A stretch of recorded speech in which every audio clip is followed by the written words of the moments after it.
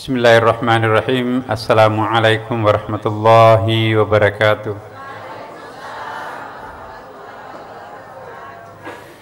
Alhamdulillah wassalatu wassalamu ala Rasulillah Sayyidina Muhammadin sallallahu alaihi wasallam. Amma ba'd. Ibu-ibu dan bapak sekalian yang selalu dimuliakan, dicintai Allah Subhanahu wa taala.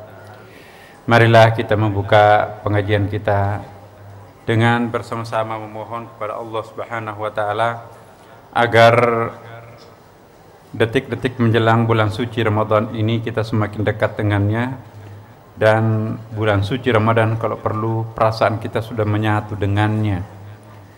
Ala hadhihi niyyah wa ala kulli niyatin salih. Al-Fatihah. A'udzu billahi minasy syaithanir rajim. Bismillahirrahmanirrahim. Alhamdulillahi rabbil alamin arrahmanir rahim maliki yaumiddin. Iyyaka na'budu wa iyyaka nasta'in. Ihdinas siratal mustaqim. Siratal ladzina an'amta 'alaihim ghairil maghdubi 'alaihim waladdallin. Amin. Alhamdulillah, Bapak Ibu sekalian.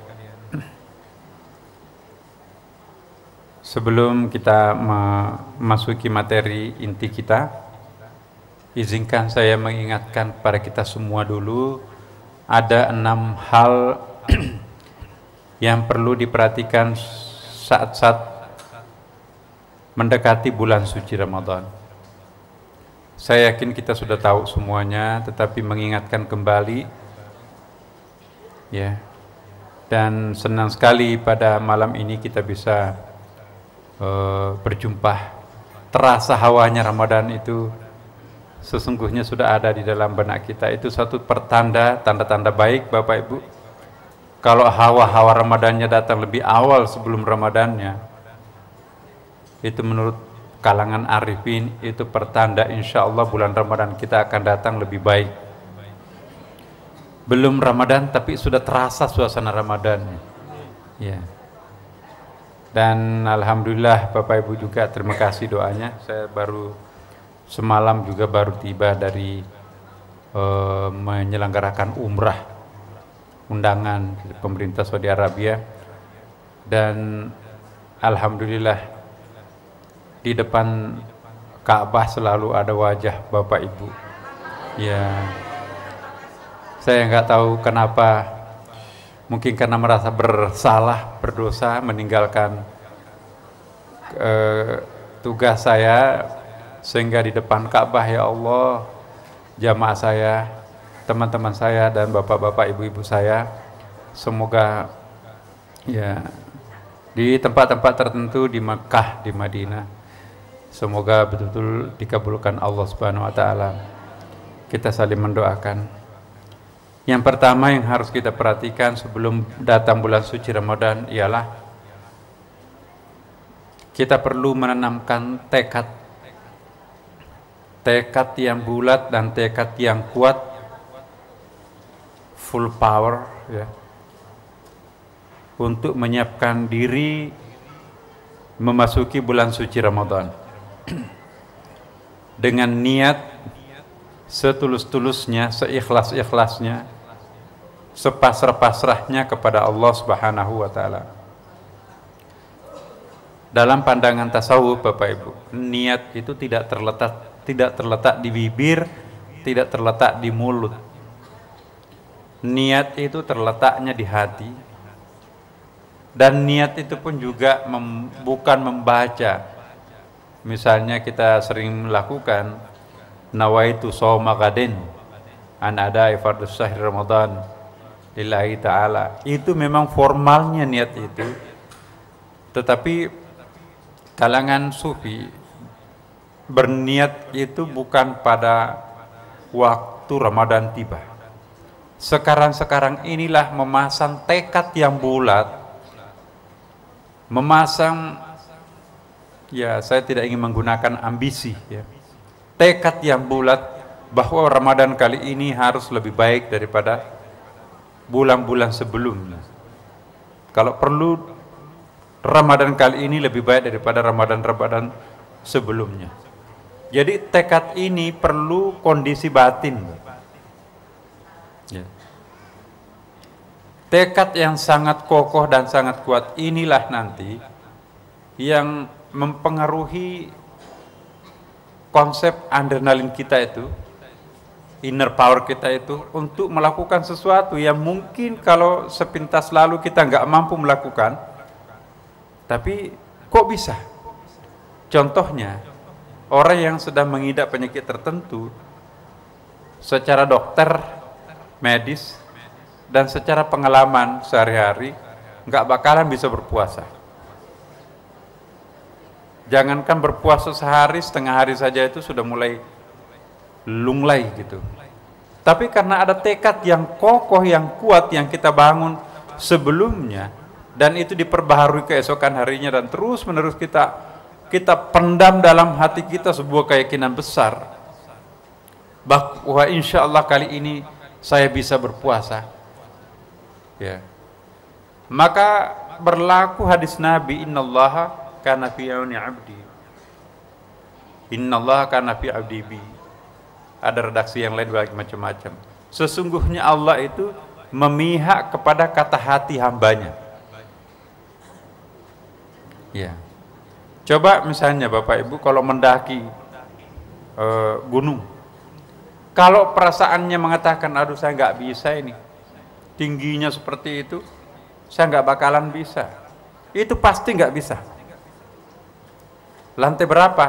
Lantai 3. Udah saya nggak usah makan, saya nggak kuat naik ke atas. Kenapa? Karena berangkatnya dari sesuatu yang negatif. Nah itu nanti sunnatullahnya Bapak Ibu sekalian, kalau kita berangkat dari negatif perception, negatif anggapan, maka yang bekerja itu adalah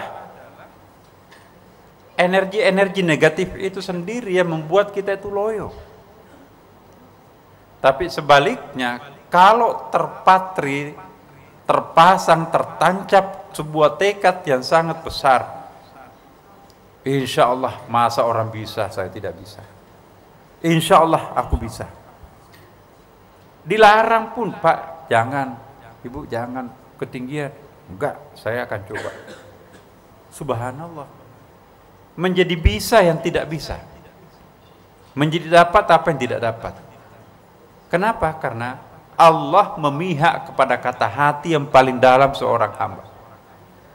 Nah dalam memandang puasa akan datang, waduh saya pasti berkurang nanti Ramadan kali ini, saya nggak mungkin ke masjid, ya saya nggak mungkin berpuasa, mungkin akan berfidyah, mengingat umur, mengingat penyakit dan sebagainya. Itu fidyah benar, itu nggak pergi benar. Tapi kalau tekadnya itu bulat, insya Allah ada orang lebih tua dari saya, ada penyakit lebih hebat daripada penyakit saya, aku bisa apapun yang terjadi melalui pertolongan Allah. Ada keajaiban, Bu. Inilah yang saya maksudkan. Nomor 1, kita perlu memasang tekad yang kuat, yang bulat dalam diri kita.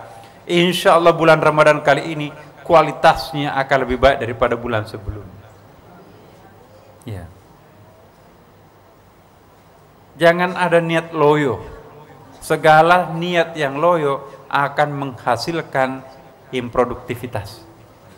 Tapi niat yang kokoh inilah nanti yang akan melahirkan hasil atau output yang produktif. Nah, percayalah Bapak Ibu bahwa bulan suci Ramadan itu Allah membanjirkan keajaiban-keajaiban kepada makhluk manusianya. Ya. Berapa kali saya ingatkan kepada kita semua Bapak Ibu bahwa bulan Ramadan itu adalah bulannya umat Islam. Kalau kita baca sejarah Islam Bapak Ibu, hampir semua sejarah monumental dalam dunia Islam itu terjadi justru di dalam bulan suci Ramadan. Kalau kita baca sejarah Islam, itu identik dengan sejarah Ramadan. Nabi dilantik menjadi Nabi. Nabi mendapatkan Al-Quran. Nabi didatangi Jibril. Nabi memanjat di Gua Hira. Itu bulan Ramadan. Ya. Berarti Islam itu datang pada bulan suci Ramadan. Karena pada saat itulah kita mulai mengenal apa itu Islam, apa itu Allah, apa itu konsep tauhid. Nah, belum lagi peristiwa demi peristiwa yang lain yang terjadi di dalam bulan suci Ramadan. Rahasianya Bapak Ibu, justru starting point untuk memulai sesuatu rencana yang besar sebaiknya bulan suci Ramadan. Hampir semua pekerjaan yang dimulai ditancapkan pada bulan suci Ramadan itu berhasil. Nah, peristiwa yang pernah saya sampaikan di sini ada 27 peristiwa itu kan. Antara lain seperti tadi Perang Badar Bapak Ibu yang maha dahsyat itu terjadi bulan suci Ramadan. Nggak bakalan muslim umat Nabi Muhammad pada waktu itu yang senjata tumpul, karatan, tentaranya tentara pensiun melawan tentara pasukan elit gabungan. Kumpulan kabilah-kabilah yang kuat-kuat itu, pasukan elitnya itu mengepung kota Madinah. Sehingga yang memimpin peperangan pada waktu itu bukan panglima angkatan perang. Biasanya kan yang memimpin peperangan itu panglima, ini tidak. Langsung raja-raja kabilah itu memimpin, ikut permaisurinya. Karena ingin menyaksikan pesta kemenangan. Bagaimana mungkin pasukan sekutu bisa dikalahkan oleh pasukan loyo seorang muslimin bulan puasa lagi kan. Subhanallah. Dan apa yang terjadi Bapak Ibu? Seperti tadi yang saya katakan, bulan Ramadan itu penuh keanehan, keajaiban dan keistimewaan. Ya. Dalam riwayat dan dalam Al-Qur'an juga dibayangkan ada junud dan lantaroha, ada tentara yang tidak dilihat oleh pasukan Nabi, tapi dilihat oleh pasukan musuh. Ya. Penuh padang pasir itu berjubah putih. Ya. Kalau kita ke Madinah Bapak Ibu, di samping perang ada di samping Uhud itu hamparannya luas sekali, penuh dengan pasukan jubah putih. Dari mana itu? Itu malaikat, tapi tidak dilihat oleh pasukan Nabi. Masya Allah. Tiba-tiba ada angin kencang bertiup, tenda-tendanya para termasuk tenda VIP-nya itu, saya nggak tahu pakai AC atau enggak. Raja-rajanya kan ikut semua dengan permaisurinya. Itu berterbangan Bapak Ibu. Pelapa korma yang di situ di Madinah itu kan banyak kebun korma. Itu berterbangan. Dalam riwayat disebutkan kena leher putus, kena dada terbelah. Ya. Tapi anehnya angin itu tidak kena pasukan Nabi. Angkat tangan mereka. Tuh. Nabi diusir pada bulan suci Ramadan. Nabi diusir dari Mekah Bapak Ibu. Sangat kasar cara pengusirannya itu. Di pagar betis diusir. Begitu Rasulullah sudah sampai ke Madinah, pokoknya yang beragama Islam yang mengikuti Nabi pergi dari Mekah. Jadi terjadi pembersihan etnik. Etnik Muslim dibersihkan di bumi Mekah pada waktu itu. Tapi apa yang terjadi? Fathu Makkah, perebutan kembali kota Mekah, itu bertepatan juga pada bulan suci Ramadan. Subhanallah. Dan kisah-kisahnya itu sangat produktif. Ya. Jadi Abu Sufyan, bapaknya Muawiyah, yang pemimpin kafir Quraisy itu, raja pada waktu itu, ya. Dia terkesima betul. Kekuatan apa yang dimiliki Nabi Muhammad ini kok bisa mengepung kota Mekah? Padahal kan kota Mekah pada waktu itu kabilah yang paling besar di seluruh tanah Arab itu Quraisy Mekah. Kok bisa dikepung oleh pasukan Nabi? Pintarnya Rasulullah dibagi 3, ada jalur bukit, ya, kemudian ada jalur jalan biasa rata, dan ada jalur pantai dekat Jeddah itu. Jam sekian malam-malam, tengah malam, kumpul 3 pasukan ini. Yang sampai duluan itu jalur darat, ya, dikepung oleh pasukan terbatasnya Muawiyah, pasukan terbatasnya Abu Sufyan. Berapa pasukannya, kekuatannya? Ya mungkin puluhan lah. Kalau begitu nggak usah mengerahkan pasukan elit. Turun pasukannya memang, tapi begitu pasukannya datang, tiba-tiba pasukan dari darat kumpul, pasukan dari lembah juga datang, terkepunglah. Dan di tengah malam dalam keadaan tidak siap, kota Mekah terkepung. Angkat tangan, siapa yang masuk di pelataran Ka'bah aman. Jadi orang-orang kafir Quraisy itu cari perlindungan di depan Ka'bah. Siapa yang masuk di pekerangan dan rumahnya Abu Sufyan aman, dibanjiri pengungsi rumahnya Abu Sufyan. Atau siapa yang mengunci rumahnya, tidak keluar-keluar jam malam lah istilahnya sekarang, aman. Wah, teriak-teriaklah, bersorak-sorak pasukan Islam mencapai kemenangan. Itu bulan suci Ramadan, Bapak Ibu.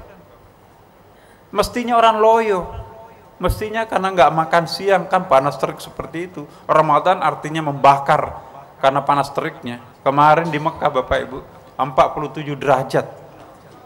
Besok ini diperkirakan 55 sampai 57 derajat. Terpanas tuh. Itu seperti kalau ada angin Bu, seperti disilet-silet ini muka ini. Jadi kita pakai cadar semua. Ya. Jadi pantas orang pakai cadar. Itu kita orang di sini ngapain pakai cadar? Seandainya kita hidup di panas terik 50 derajat, itu wow, mau nggak bisa jalan tanpa cadar. Jadi serban itu dipakai cadaran semua. Ya. Sahabat Nabi ada seorang mungkin merayakan kemenangan. Nabi sudah mengumumkan al-yaumu yaumul marhamah. Hari ini jangan khawatir, kami umat Islam bulan Ramadan tidak boleh melakukan kekerasan. Ya. Hari ini adalah hari perdamaian. Antumut tulaka, kami maafkan kalian semuanya. Ya. Tiba-tiba ada seorang sahabat Nabi mengumumkan pengumuman kebalikannya. Al-yaumu yaumul malhamah, al-yaumu yaumul malhamah. Hari ini adalah hari pertumpahan darah. Hari ini hari pertumpahan darah. Bingung umat di Mekah pada waktu itu. Bagaimana? Rasulullah dan sahabatnya mengatakan al-yaumu yaumul marhamah. Tapi sahabat itu teriak al-yaumu yaumul malhamah. Antara lam dengan ra beda-beda tipis. Kebalikan kan? Hari ini adalah hari kasih sayang, marhamah. Al-yaumu yaumul marhamah. Tapi kalau pakai lam, al-yaumu yaumul malhamah, hari ini adalah pertumpahan darah. Mana yang benar? Datanglah Abu Sufyan. Ya Rasulullah, sebagai pemimpin yang bertanggung jawab, ya, saya ingin menagih kata-katanya. Anda barusan meneriakkan al-yaumu yaumul marhamah, hari ini hari kasih sayang, tapi kenapa sahabatmu itu meneriakkan al-yaumu yaumul malhamah, hari ini pertumpahan darah? Tegang pada waktu itu. Oh, dijawab santai Nabi. Teman saya itu cadal, nggak bisa menyebutkan ra. Ra itu dibaca lam. Kan kita kan juga sering ada orang nggak bisa menyebut ra kan Bapak. Maunya dia itu al-yaumu yaumul marhamah, tapi lidahnya nggak bisa menyebut marhamah, dia baca malhamah. Artinya lain. Hari ini adalah hari pertumpahan darah. Kalau malhamah, kalau marhamah, hari ini kasih sayang. Jadi mana yang benar? Ya, yang benar adalah kami. Jadi sahabat itu mungkin ada masalah dengan lidahnya, tidak bisa menyebutkan ra. Jadi Nabi menjawab ketegangan itu dengan santai. Akhirnya cair kembali situasi. Itulah caranya Nabi. Jadi kalau bulan suci Ramadan, ada saja caranya Tuhan itu memberikan kemurahan, kemudahan umatnya. Saya ingin bertanya jujur kepada ibu-ibu, anggaran Ramadan itu lebih mahal mana daripada di luar Ramadan? Bisa 3 kali lipat kan Ibu?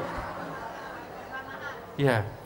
Tapi gajinya suami atau bapak ibu bertambah 3 kali lipat nggak pada bulan Ramadan? Tapi cukup nggak pada bulan Ramadan? Subhanallah. Aneh kan? Mestinya anggaran Ramadan itu kita hanya makan 1 minggu. gaji pegawai negeri standar, tapi kok sampai 4 minggu bulan Ramadan habis masih bisa hidup, alhamdulillah. Ya. Itu berkah. Berkah benar-benar. Jadi yang pertama saya ingin sampaikan, mari kita bertekad menyiapkan diri kita itu untuk sampai bulan Ramadan dengan kualitas niat yang sangat lillahi ta'ala, sangat tulus. Yang kedua, Bapak Ibu, yang perlu kita siapkan, mari saya istilahkan menggunting dosa langganan kita. Kebiasaan kita suka ketawa terbahak-bahak di luar Ramadan, mulai kendalikan diri. Kebiasaan mulut kita itu ngoceh lepas, kendalikan diri pada bulan suci Ramadan. Ya, bulan Ramadan itu bulan pengendalian diri. Ya. Jangan menyamakan, sama saja itu bulan Ramadan di luar Ramadan. Seenak-enaknya membicarakan aib saudaranya, seenak-enaknya bersumpah, seenak-enaknya menghardik orang lain, seenak-enaknya memfitnah. Bulan suci Ramadan, kendalikan lidahnya. Ya. Kendalikan, jangan ketawa terbahak-bahak. Ingat hadis Nabi, orang yang suka ketawa terbahak-bahak dicabut berkah wajahnya. Ya. Saya pernah menyatakan berkah wajah itu terlihat. Ya. Wajah yang selalu dibasuh air wudhu pasti sangat berbeda dengan wajah yang tidak pernah disentuh air wudhu. Sekalipun artis tampan atau cantik, tapi tidak pernah tersentuh air wudhu, vibrasinya, aurahnya lain, Bapak Ibu. Sekalipun jelek, tapi tidak pernah kering dengan air wudhu, subhanallah, berkah tuh. Yang ketiga, Ibu, perlu kita persiapkan, ya, kuantitas ibadah kita. Kalau selama ini kita nggak pernah salat sunat, to the point hanya salat fardu, lakukan salat sunat. Kalau selama ini kita sudah salat sunat, hanya ya muakkad saja, artinya muakkad itu yang penting-penting. Lakukan ghair muakkad. Ya. Contohnya 2 rakaat, tambah lagi 2 rakaat ghair muakkad sesudah salat isya nanti. Itu ghair muakkad. Nah, ada beberapa itu. Kemudian juga ambil tasbih, wirid-wirid lama yang tidak pernah kita ulangi, hidupkan kembali. Quran selalu di tas, ya. Jangan di dalam tas. Kemanapun pergi bawa Quran, maksudnya. Ya, jangan dijadikan jimat. Quran itu untuk dibaca. Dan yang paling penting juga adalah kalau Bapak Ibu kuat ke masjid lah. Ya. Kalau selama ini sholatnya kita di rumah, di dalam bulan suci Ramadan, usahakan kita pergi ke masjid. Terutama sholat-sholat lail. Ya, kalau duhur mungkin ada alasan ya, tetapi kalau sholat malam, maghrib, isya, tarwih, kemudian sholat subuh, ya, itu diusahakan. Sebab ini banjir berkah pada bulan suci Ramadan. Ya. Yang keempat, Bapak Ibu, kita menjalin silaturahim dengan keluarga. Kalau tidak sempat pulang kampung, SMS, WhatsApp, orang tua, saudara, nggak rugi Bapak Ibu. Menjalin kembali silaturahim yang selama ini tidak dikonekkan melalui fasilitas teknologi. Kalau nggak sempat pulang, nanti pulang sebelum Ramadan, pulang lagi sesudah Ramadan, habis bulanan gajinya itu. Hematlah. Kita bisa bersilaturahim tanpa harus menyetor fisik kita ke kampung. Ya. Kasih mentahnya. Lalu bersilaturahim juga dengan orang yang sudah wafat mendahului kita, Bapak Ibu. Caranya seperti apa? Di langganan di Sunda Kelapa ini sudah akrab. Bagaimana bersilaturahim dengan orang yang sudah wafat? Mengirimkan surah Al-Fatihah, membacakan surah Yasin. Kalau ibu misalnya khatam 5 juz, 5 kali dalam sebulan, kasih satu untuk kedua orang tuanya. Ya Allah, khataman kali ini saya akan niatkan untuk orang tua kami, dengan harapan semoga engkau menggabungkan orang tuaku bersama dengan para kekasihmu yang lain di VIP-nya surga. Ya. Itu Allah pasti menghitung, ada namanya babut tajassudil a'mal, penjelmaan amalan-amalan orang hidup untuk orang yang sudah wafat, itu menjelma menjadi parcel bingkisan yang sangat dibutuhkan oleh orang yang hidup di alam barzah di sana. Ya. Dan jangan egois, Bapak Ibu. Egois itu artinya apa? Beribadah kok egois? Iya. Coba perhatikan doa kita selama ini kan hanya mendoakan diri sendiri, mendoakan suami, mendoakan anak, istri, mendoakan orang tua. Padahal yang paling ideal Bapak Ibu, mendoakan garis lurus ke bawah anak-anak kita. Jangan hanya membatasi sampai ke cucu yang dilihat oleh mata. Ya Allah, anak saya 3, ya, kami mohon agar keturunan sampai garis lurus paling bawah anak-anak kami itu nanti adalah menjadi anak-anak yang soleh-soleha.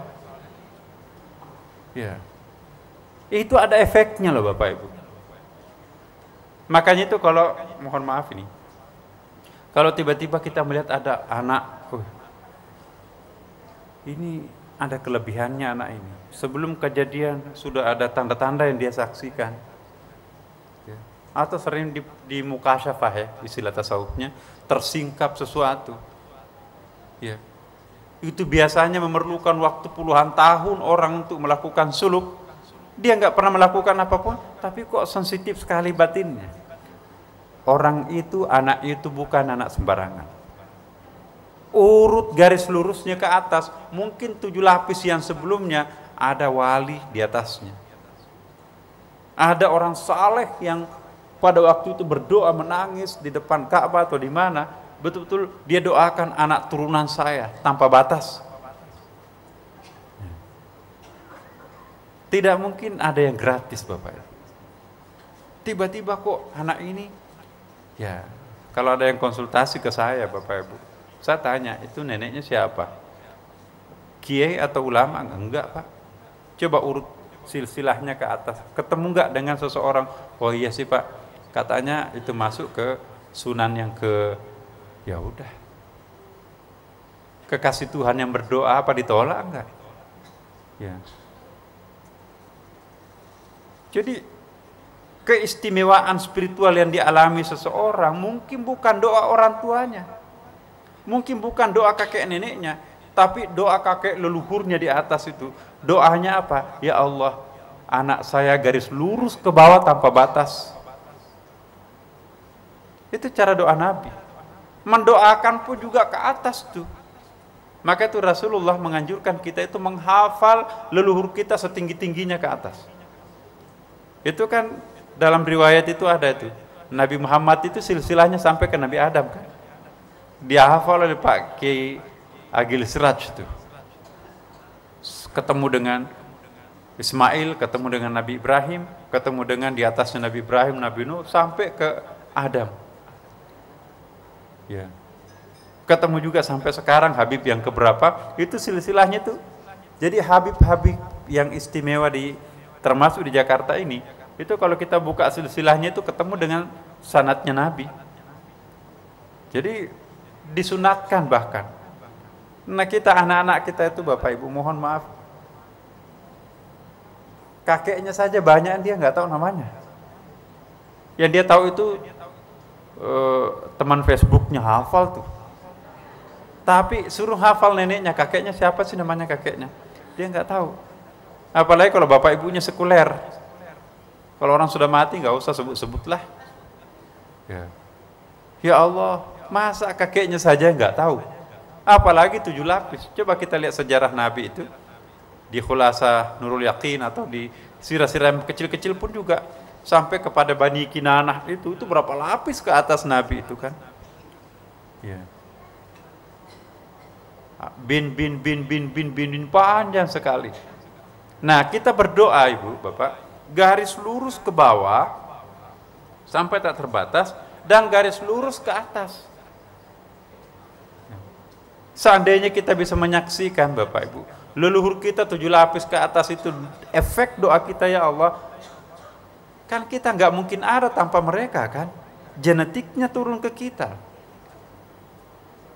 Masa kita nggak pernah berterima kasih?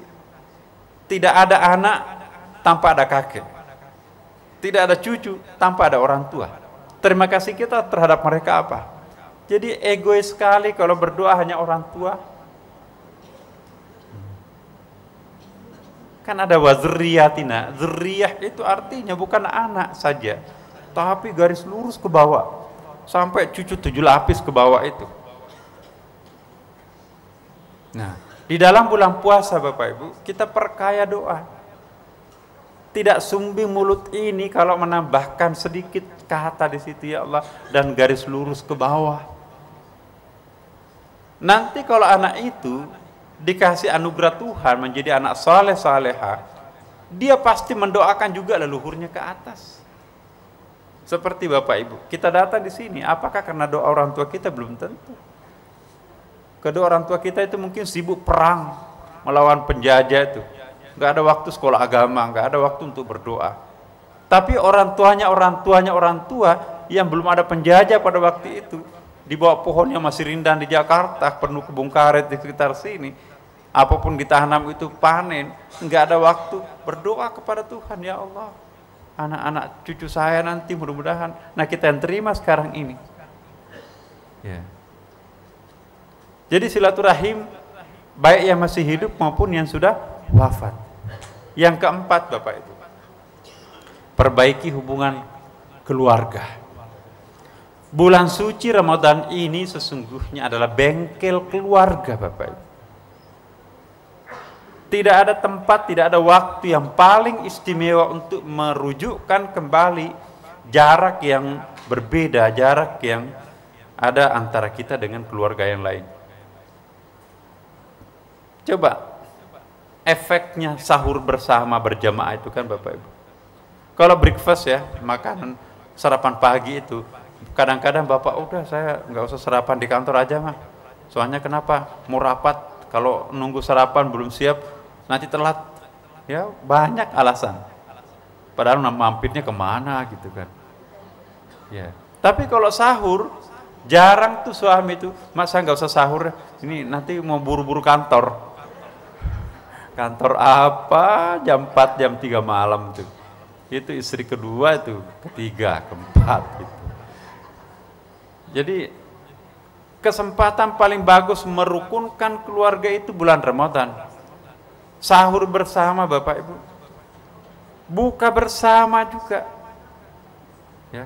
Satu meja dikelilingi oleh istrinya, anaknya, cucunya di situ. Bahkan malam minggu datang rumah-rumah anak-anak yang bertebaran, ayo kita malam mingguan di rumahnya Eyang. Itu satu kebahagiaan tersendiri seorang kakek. Saya belum punya cucu Bapak Ibu ya. Bukankah begitu wahai para kakek nenek? Pada saat menyaksikan cucunya itu sedang santai menunggu waktu sholat, menunggu waktu azan, udah ada segala macam di depannya kan, ya. Padahal dia masuk cuma dikit. Waduh, puasnya seorang kakek nenek menyaksikan cucunya pada puasa.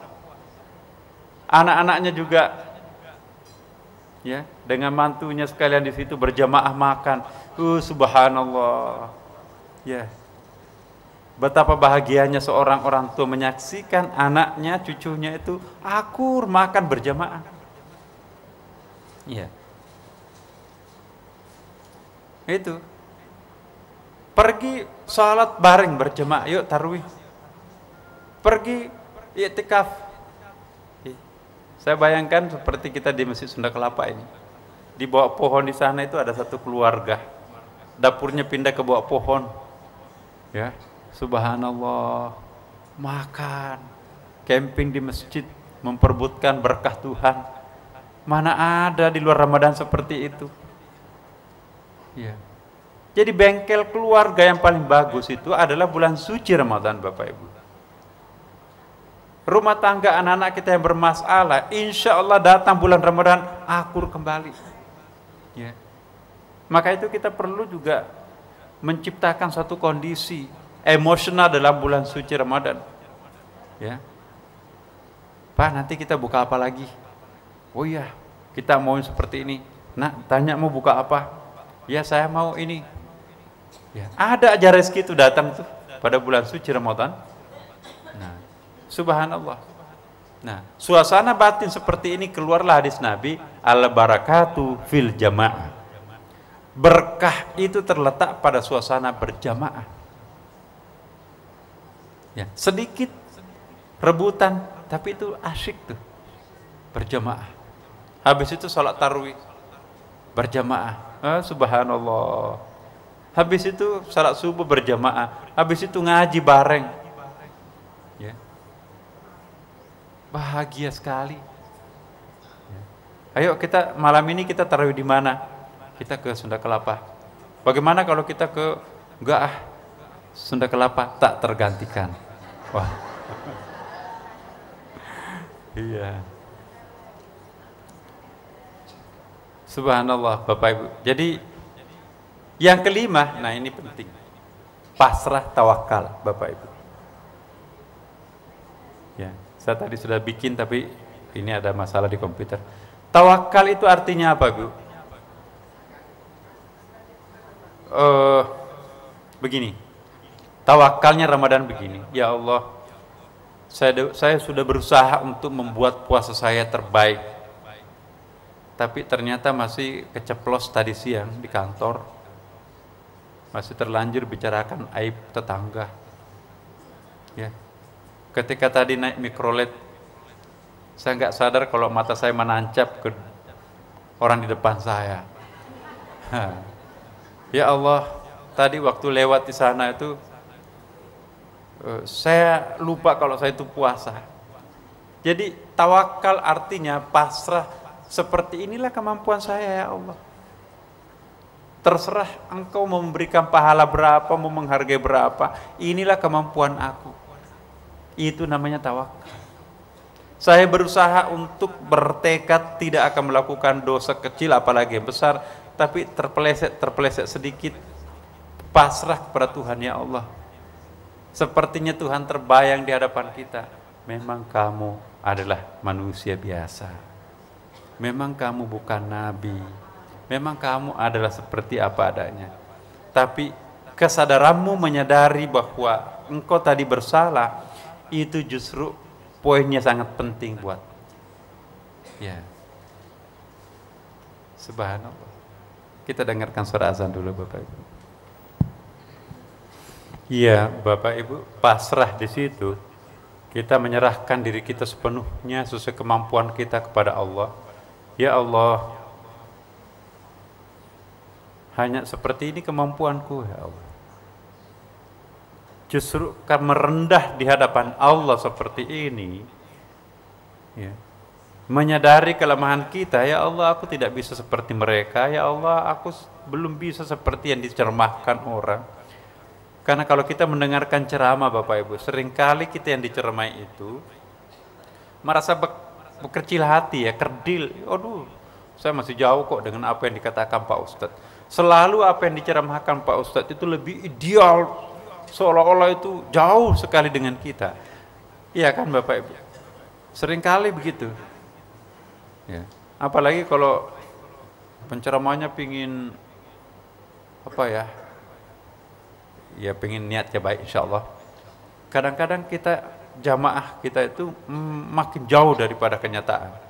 Justru perasaan merasa jauh dengan Tuhan dengan penuh kesadaran itu pertanda Tuhan dekat dengan kita. Ya. Jangan memandang enteng kesadaran bahwa diri kita itu masih jauh ya Allah aku dengan apa yang disampaikan itu. Ayat yang saya baca ini ternyata kriterianya surga muttaqin itu sangat panjang. Saya masih jauh dari itu. Justru menyadari diri kita itu menjauh daripada kriteria yang idealnya, itu pertanda Tuhan sudah dekat dengan kita. Tapi Tuhan nggak bisa ditipu. Mau mengatakan aku jauh dengan engkau ya Allah, padahal mulutnya agar Tuhan mencintai dia, enggak. Tuhan itu mencintai spontanitas keluguan hambanya. Ya.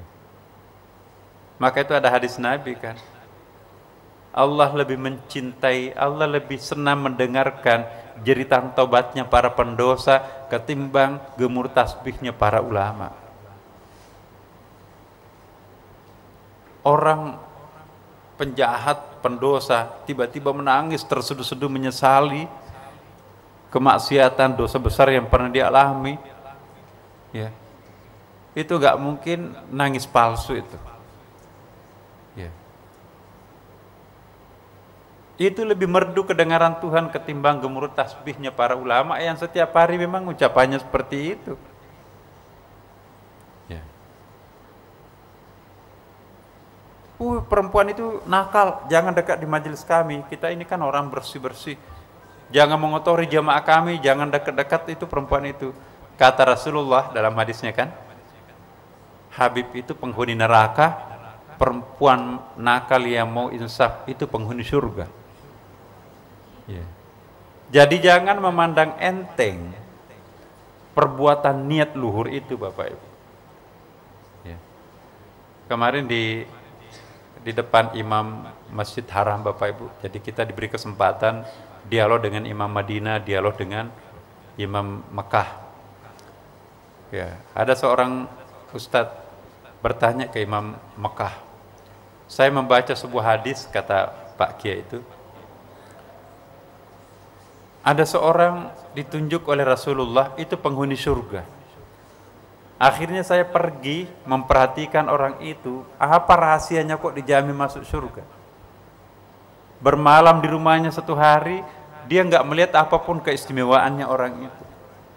Hari kedua di rumahnya nggak ada keistimewaan yang seperti terjadi pada diri orang itu. Sampai hari ketiga dia nggak melihat ada kekhususan yang dilakukan orang yang dijamin masuk surga. Akhirnya datang, ya Rasulullah kok kenapa itu dijamin masuk surga? 3 hari saya memperhatikan, mengintai, dia nggak melakukan apapun. Iya. Tapi ternyata spontanitas isi hatinya itu yang sangat luhur, ikhlas, itu yang berharga. Bagaimana pendapatnya Imam Haramain tentang hadis ini?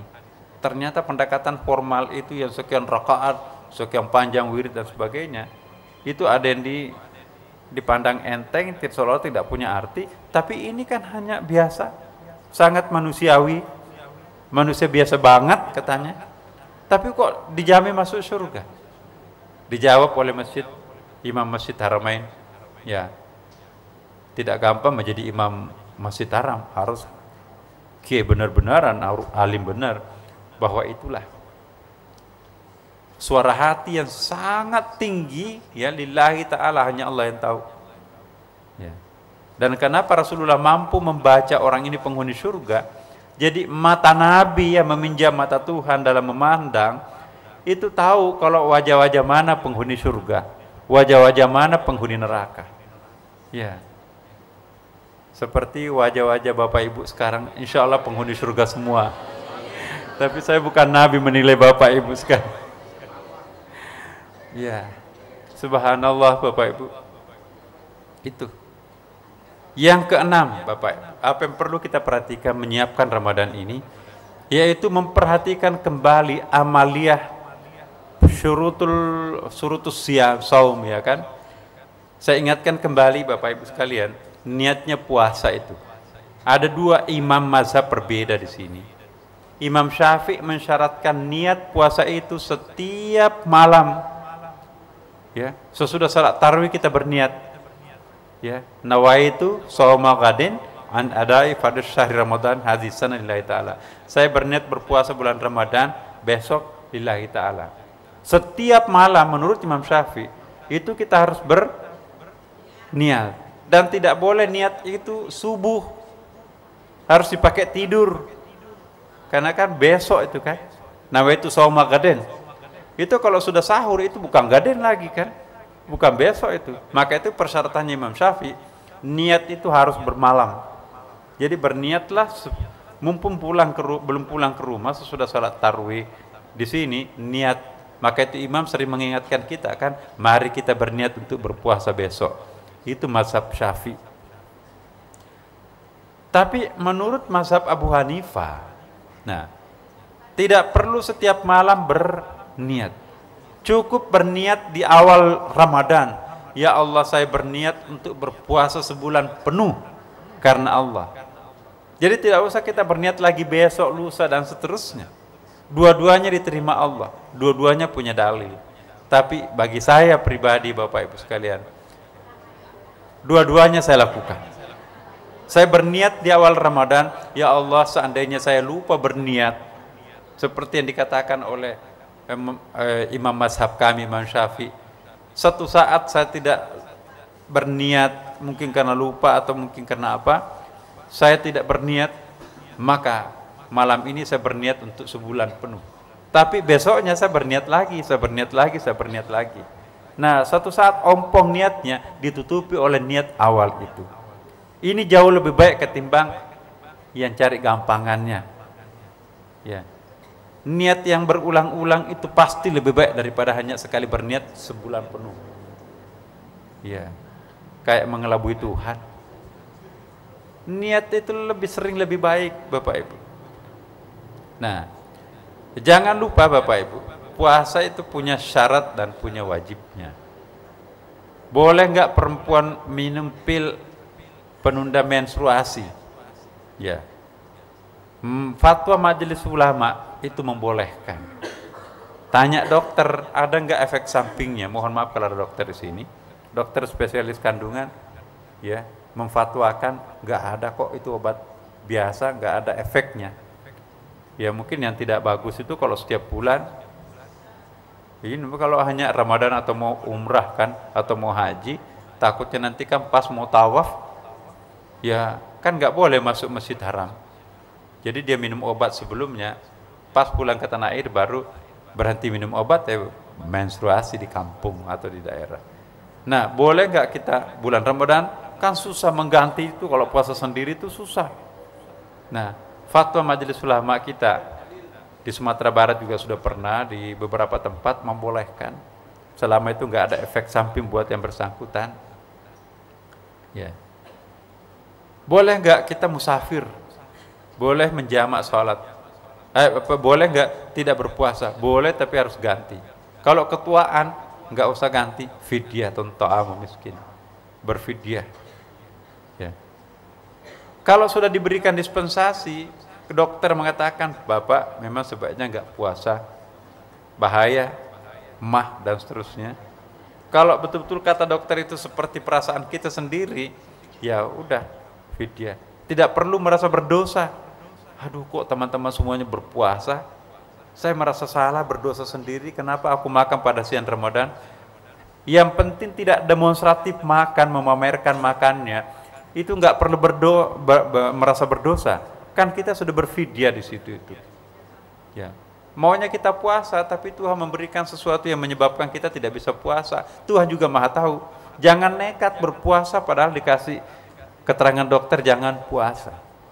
Kecuali kalau keterangan dokter itu berbeda dengan keyakinan Bapak. Insya Allah saya akan sembuh. Ya, sembuh betul dan tidak batal puasanya, yaitu berkah. Tapi kalau nggak yakin, jangan nekat. Ya. Disunatkan untuk makan sahur Bapak Ibu, daripada nanti bangun sahur susah ngantuk. Disunatkan makan sahur. Ya, istilahnya kalau telat makan malamnya itu jam 12, jam 2 sahur lagi, nggak apa-apa, ambil sunatnya. Karena doa sesudah makan sahur itu sangat bagus Bapak Ibu. Nah, kemudian hal-hal yang perlu diperhatikan pada waktu kita berpuasa itu, di siang hari disunatkan kita untuk memelihara mata, memelihara mulut, memelihara pendengaran, memelihara langkah-langkah, memelihara tangan, memelihara tulisan, memelihara seluruh anggota badan, jangan menyebabkan orang lain berdosa. Ya, kadang-kadang orang itu tidak berdosa, ya, tetapi menyebabkan orang lain berdosa. Ya, pakaiannya ketat gitu ya. Sudah tahu bulan Ramadan. Ya, akhirnya orang yang mengikuti pandangannya terus badannya itu, ya, janganlah seperti itu. Jangan membuat orang lain berdosa. Kita tidak boleh berdosa dan tidak boleh menyebabkan orang lain berdosa. Itu. Kemudian juga pada makan sahur, buka puasa disunatkan berdoa sebelumnya, Ibu. Ada rahasia Tuhan menjelang buka puasa itu, apapun yang kita mohon kepada Allah itu akan dikabulkan. Maka itu disunatkan berdoa. Jangan ibu-ibu sibuk menyiapkan makanan, sempatkan diri berdoa sambil ngangkat periuknya. Berdoa di situ, insya Allah Bapak Ibu. Penting tuh. Nah, kemudian juga jangan menunda waktu buka puasa. Tadi kan agak telat-telat sedikit. Nah, kita tambahin, menutupi, bukan begitu maksudnya Tuhan. Pokoknya kalau azan, buka. Nah, bagaimana kalau naik pesawat? Ya. Kayak pernah kami ke Amerika.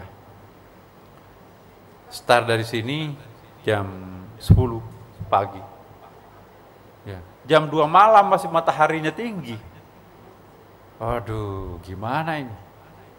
Pada waktu itu ada kami berdua orang di pesawat berpuasa. Terus satu ajudan presiden. Gimana Pak Nasr? Ini kalau mau menunggu sampai matahari tenggelam, berarti lebih 24 jam kita puasa. Ya. Bagaimana? Nah, saya ingat ada fatwa dari Imam Masjid Haram, kalau saya nggak salah ya pada waktu itu sekitar 17 jam. 17 sampai 18 jam. Ya, karena waktu putra mahkota itu dulu, raja itu pernah ikut ke pesawat ulang-alik, nggak pernah malam di situ kan. Dia telepon imam di Mekah, kapan bukanya saya ini? Nggak pernah lihat malam di sini. Malam itu kan ada yang melindungi belahan bumi kita kan, di sana nggak ada pelindungnya, jadi nggak ada, ya mataharinya terus ada di situ. Nah, akhirnya berlaku standar ikuti Mekah, ikuti Saudi Arabia. Kalau kita masih di atmosfer bumi sekitar 17 jam. Hanya kita buka pada waktu itu sekitar jam 3. Jadi makan sahurnya jam 3, lewat sedikit, kemudian bukanya jam 3. Alhamdulillah diberi kekuatan Allah Subhanahu wa taala. Nah. Kemudian puasa, Bapak Ibu, ada namanya puasa awam, puasa khawas, ada puasa khawasul khawas. Nah, kita ingin naik kelas. Puasa awam tahun lalu, puasa khawas tahun ini, puasa khawasul khawas yang akan datang, insya Allah. Seperti apa? Itu kita sudah pernah bahas. Yang terakhir, tentu kita mohon doa kepada Allah Subhanahu wa taala. Ya Allah, kami sudah bertekad untuk melakukan yang terbaik, tetapi tidak ada artinya tekad itu tanpa di backup, tanpa dibantu oleh Engkau. Bantulah kami hamba-Mu yang dhaif lemah ini mewujudkan keyakinan untuk yang terbaik terhadap-Mu. Maka insya Allah Tuhan akan memberikan pemenuhan hajat-hajat kita di situ. Dan dengan demikian Bapak Ibu sekalian, kualitas Ramadan kita belum habis, Ramadan lagi datang. Jadi energi baterai itu masih full, datang lagi cas baru. Jadi insya Allah kita tidak pernah kehilangan energi Ramadan. Jangan mubazir, 1 bulan dipakai Ramadannya habis, ya 2 bulan berikutnya konyol kosong lagi. Nah, kita ingin cadangan kita itu savingnya banyak sekali, belum separuh energinya habis, Ramadan lagi, akhirnya kita punya deposito plus, saving plusnya itu, bukan saldo minus ya, tapi saldo plus. Jadi mari kita berdoa Bapak Ibu sekalian, Saya pribadi mohon maaf Bapak Ibu, memasuki bulan suci Ramadan ini mungkin kita tidak bertemu lagi. Kita sampai jumpa nanti pada bulan suci Ramadan, dan semoga Allah Subhanahu wa taala mengabulkan doa kita, dan para malaikat di sini pun juga ikut bersama kita mengaminkan doa kita.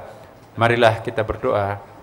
Pertama kita baca surah Al-Fatihah, kedua orang tua kita juga jangan lupa Bapak Ibu, sekaligus guru-guru kita. Ya, hadiah setahun ya untuk mereka-mereka yang pernah mengajari kita. Malam ini kita berdoa insya Allah.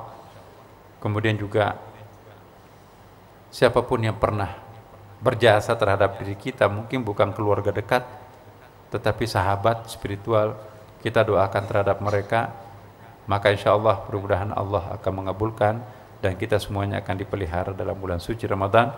Ala hadihin niyah wa ala kulli niyatin salih. Al-Fatihah. A'udzu billahi minasyaitonir rajim. Bismillahirrahmanirrahim. Alhamdulillahi rabbil alamin arrahmanir rahim maliki yaumiddin. Iyyaka na'budu wa iyyaka nasta'in ihdinas siratal mustaqim siratal ladzina an'amta 'alaihim ghairil maghdubi 'alaihim waladdallin. Amin. Wassalamualaikum warahmatullahi wabarakatuh.